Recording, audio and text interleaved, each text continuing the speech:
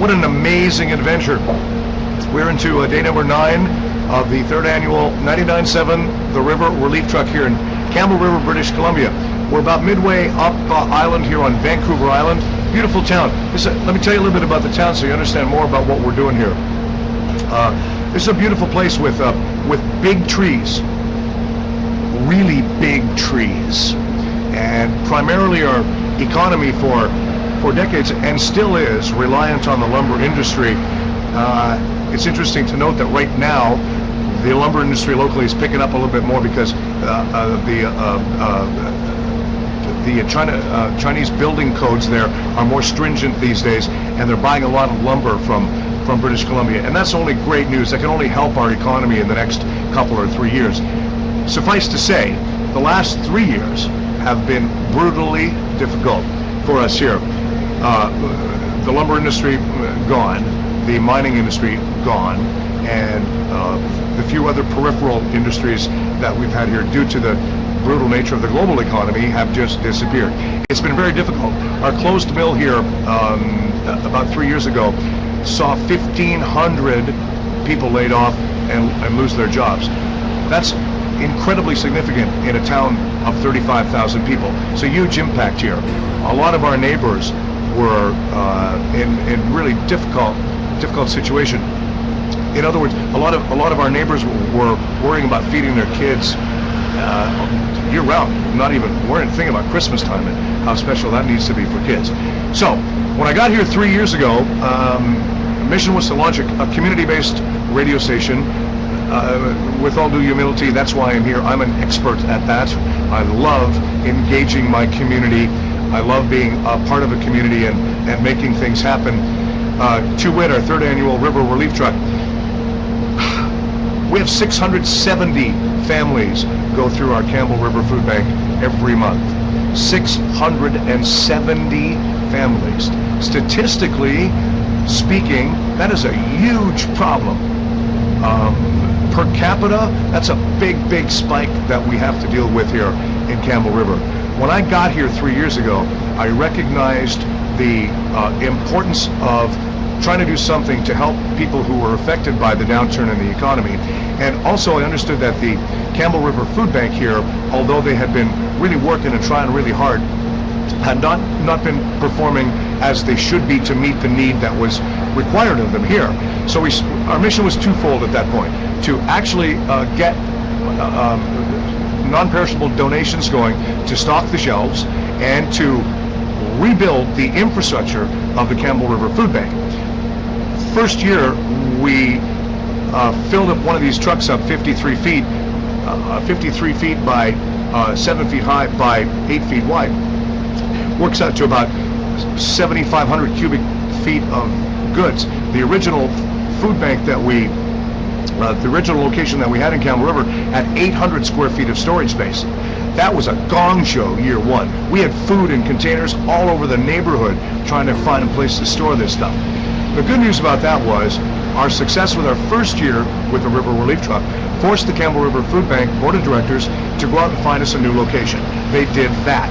They found us about an 8,000 to 10,000 square foot location. It's an older building, but it's way better. And I wish I could, I don't have a lot of time here, we don't have a lot of time, but I wish I could show you all of the things we've done just in the last year to improve that building alone. We put a new roof on it. We put new refrigeration in it. We've put a new inclement weather shelter on the outside of the food bank. So when it rains here, again, we live in a rainforest. It rains freaking all the time here. Bad storms. And heretofore, on a Wednesday, we would have 670 families lined up to get in the food bank, standing out in the bitchin' weather. And we had Campbell River grannies, Campbell River senior citizens lined up in the blizzard. Not on my watch is that going to happen. We've secured, and it's already up there. I hope you've checked out the video. I've got it posted everywhere. We've built a 120-foot by 8 feet wide inclement weather shelter. So all of the patrons who use the Campbell River Food Bank, again, 670 families use that food bank every month. All of those people can stay out of the weather as they're waiting to get into the food bank to get their essential foodstuffs. It's a beautiful thing. Also, it keeps them how do I say this, and I need to be delicate. Nobody likes to be in a position where you have to ask for handouts. Nobody likes to be in that spot. This shelter that we built, the cold weather shelter, keeps the people who are waiting to go in the food bank. It keeps them out of the public eye. Heretofore, people were driving by and everybody would be lined up. It's just not appropriate. So we've done a lot of work over the last 3 years on the Campbell River Food Bank. This year, I'm really tired and my emotions are at the fore. You know how that is when you're tired. And I thank you all for letting me reach a personal goal. I had a very ambitious goal 3 years ago that I wanted to raise $1 million for the Campbell River Food Bank, and with this truck right back here, so it's $1 million in 36 months we've raised for the Campbell River Food Bank. So I thank you for that. Amazing stuff. Campbell Riverites have been enormously generous. Just to bring it up, we filled 53 feet here 2 times. We're working on 2.5 trucks. It's going to be more than that, actually. Just to bring you up to speed, I spoke with the Gold River food bank people on the ground there. We've already started coordinating the logistics of getting some relief up to those people in Gold River who have been even more so decimated there than we have here in Campbell River with regards to their economy. And they're really nice people in Gold River.